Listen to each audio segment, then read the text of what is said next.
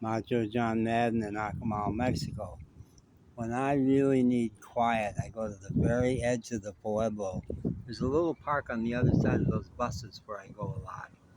But when I really want to get away, I come here where there's a big basketball court, big shelter, baseball diamond. It's all here. And usually nobody here.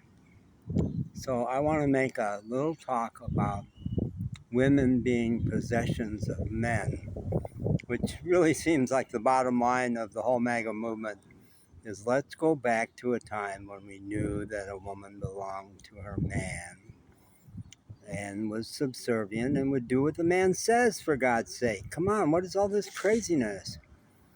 Apparently Julia Roberts did the voiceover for a commercial where they say to the women of America, you know, you don't have to vote the way your husband's voting. It's a secret. And there's been a firestorm of Republican outcry about, man, if women stop voting the way their husband tells them to vote, what next? And if they keep a secret about how they vote, what else are they going to keep secret? So it's like crazy, setting us back so far. So I was thinking about that and remembering a thing that happened in Asheville, North Carolina, where I lived for 16 years. This probably happened about 15 years ago. And Asheville, poor Asheville, that's been battered by storms. It's on the spine of the Blue Ridge Mountains. It's in Appalachia.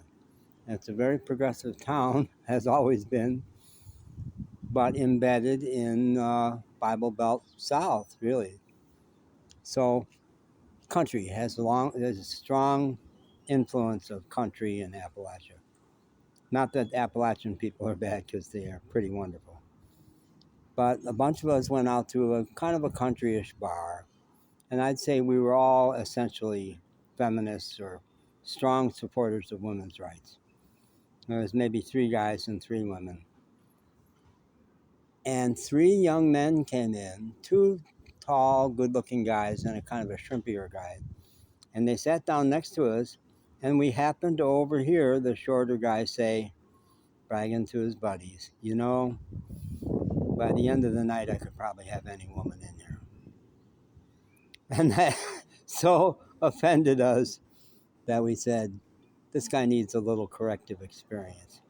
And I'm kind of the playwright and the writer in the group, so I cooked up a scheme that everybody was really on board with. So what we did was 2 of the women in our group were really quite strikingly good looking. And each of them went over and asked one of his buddies out to dance. So he was sitting there going like, wow, what's wrong with me? And I didn't want him to feel neglected, so I went over and asked him to dance. And I think the sweat broke out on his brow like immediately.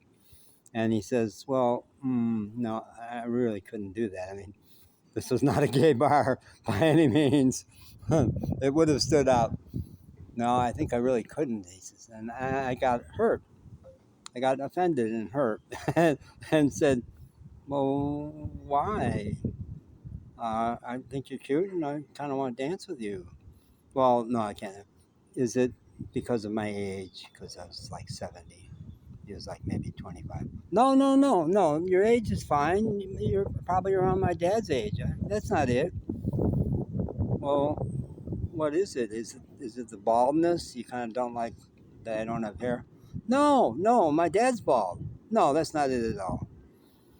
So I just wouldn't take no for an answer, and I said, well, what is it?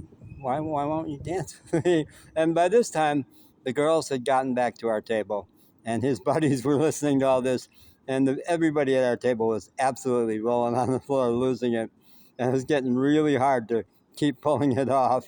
So I just said, well, maybe you'll think about it, and I might see you again in here sometime, and maybe next time we could, like, it doesn't have to be a slow dance.